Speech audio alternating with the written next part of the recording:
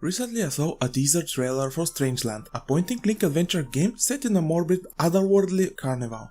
The first thing that drew my attention was the art style, gorgeous, pixel and weird, in a good sense, art style.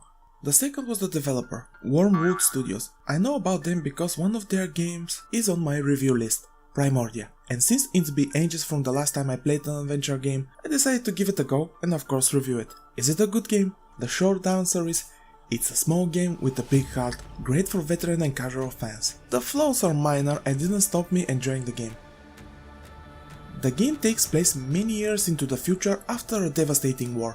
Humans are no longer the rulers of the earth, they are extinct and the only inhabitants of the desolated lands are robots. You play one of those robots, Horatio Null Build version 5 and his small floating robot Crispin Horatio Build. In the beginning they are attacked on their ship Unique by a robot for their power core. Your first job after waking up is to turn on the backup generator. After that it's time to get your power core back. Of course there is more at stake here, but I'm not going to spoil it because the story is actually good. And it's helped by the writing, it's damn good. I just love the interaction between Horatio and Crispin. Horatio is the builder and he is always focused on the task, maybe a little bit colder, and Crispin is different. Excited and quirky little robot with wild imagination, constantly bothering you with snarky comments that he doesn't have arms and always have something to say. Nothing worth selling. Hey boss, can I have that big gun for an arm? Spare me your fantasy. Boss, sometimes a builder just has to let his creation figure things out for himself. I'm your builder, Crispin. I know. That's what makes this particularly sad. Boss, I need that arm. Crispin, it appears to be a self-aware robot. Now I need it even more. Can you imagine? The adventures of Crispin and his arm. For once, I would have a sidekick. He would crack jokes, and I would say lame things like, "It appears to be a self-aware robot." Actually, on second thought, you can be the serious one, I'll be the side. Horatio and Crispin are so different from each other and that's why their interactions are awesome.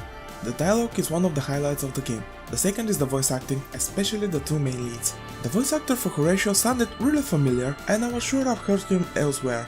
I wasn't wrong, the name is Logan Cunningham. And if the name rings a bell, it's because he is used in all Supergiant games. He is the narrator in Bastion, the Transistor in Transistor, and voices a couple of characters in Pyre.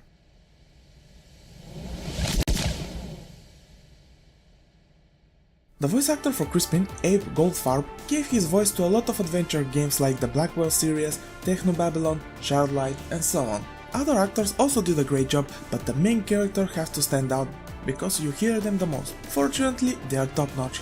There are so many different NPCs to interact and all with different personalities. Even the villain is written quite good and you can see her point and understand it. There is a sense to what she said. The music also is a high point. The composer is Nathaniel Chambers. It reminds me strongly of Blade Runner. I think it's some sort of dark synth, I'm not really sure. I couldn't find info about that. I wouldn't listen to tracks outside of the game, but nevertheless, they are great. There are also two with vocals. They are performed by Kim Boeingbinder. Her voice is magnificent and haunting, especially in the weirdly fitting credit song Cycles. When I play adventure game, my biggest fear are the puzzles, more specifically if they have moon logic attached to them.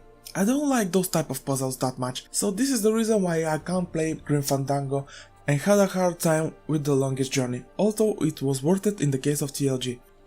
Fortunately here are quite sensible. All of them have logical solutions. You have the obligatory inventory puzzles, riddles from NPCs, etc. What I found out is that a lot of the puzzles have more than one solution, which is great. There is one puzzle which involves a riddle, a real brain teaser from an NPC, and if you make two mistakes, you have to find another way to solve the puzzle.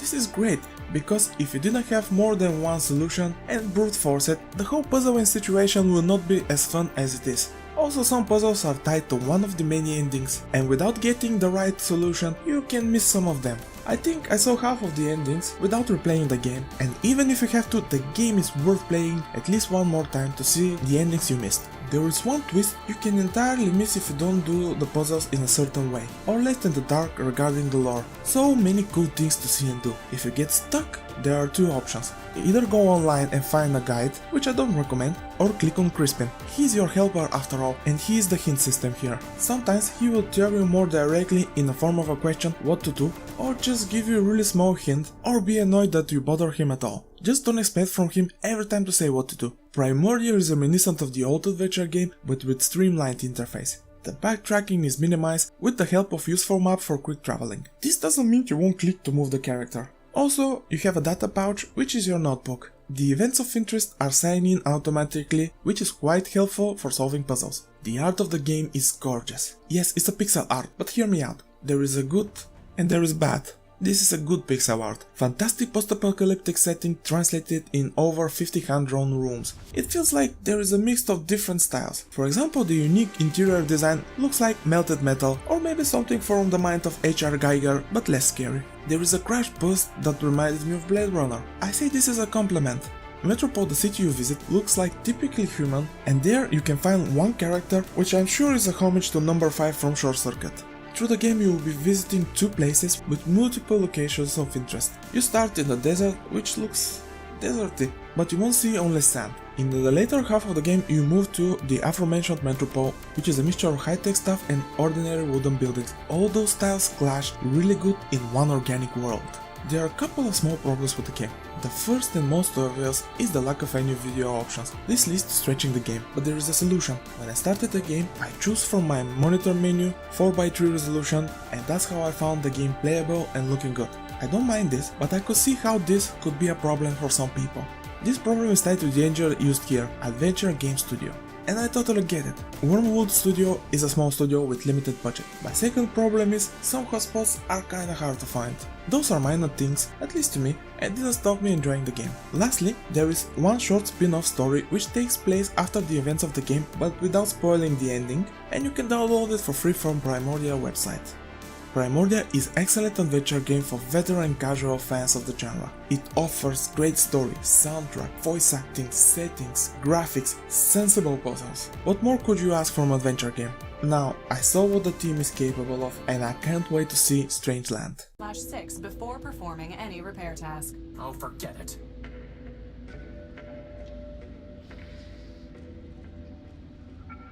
It doesn't need any oil.